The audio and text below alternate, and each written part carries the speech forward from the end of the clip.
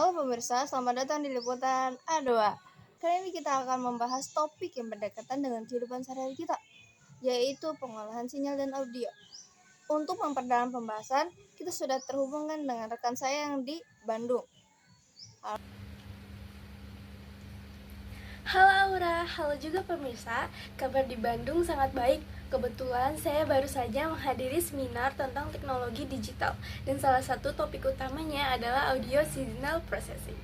Nah, sederhananya pengolahan sinyal audio adalah proses bagaimana suara, misalnya suara manusia, musik, atau bunyi dari lingkungan ditangkap, diubah menjadi sinyal listrik, lalu diproses agar kualitasnya lebih baik dan lebih mudah digunakan.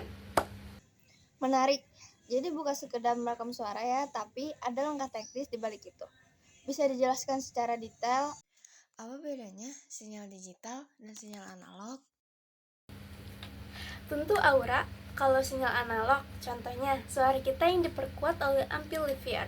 Bentuknya berupa gelombang listrik yang mirip dengan gelombang suara asli. Sedangkan sinyal digital diubah menjadi angka-angka biner 0 dan 1 lewat alat yang namanya analog to digital converter. Setelah jadi data digital, komputer bisa melakukan banyak hal, mengurangi noise, memperbesar volume, bahkan menambahkan efek.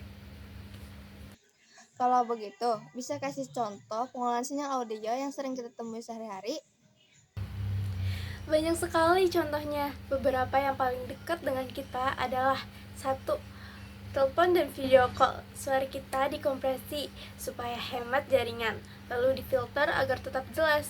Itu sebabnya kita bisa tetap mendengar lawan bicara meskipun sinyal internet tidak terlalu stabil. 2. Musik digital seperti Spotify, YouTube, dan lain-lain.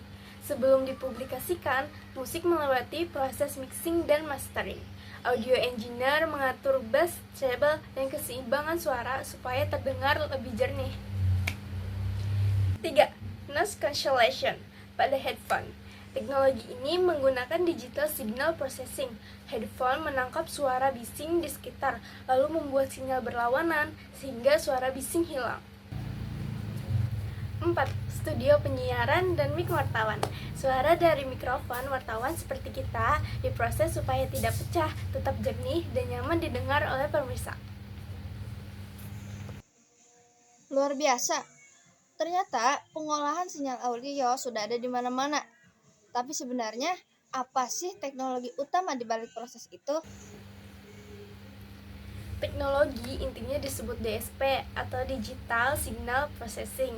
DSP ini menggunakan matematika, algoritma, dan komputer untuk mengubah sinyal. Prosesnya bisa berupa filtering, menghilangkan suara bising, amplifikasi, memperbesar volume, compression, mengecilkan rentang dinamis agar suara stabil, encoding, mengubah audio menjadi format tertentu, misalnya MP3 atau AAC. Baik, jadi jelas ya pemirsa, mulai dari telepon, mendengarkan musik, hingga menggunakan headphone, itu semua tidak lepas dari yang namanya pengolahan sinyal audio.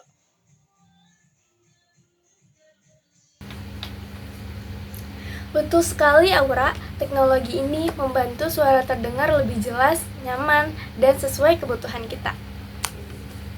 Terima kasih ya Yulika atas laporannya dari Bandung.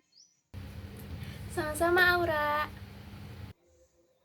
Pemirsa, itu tadi pembahasan kita tentang pengolahan sinyal audio. Semoga bermanfaat. Sampai jumpa di liputan selanjutnya.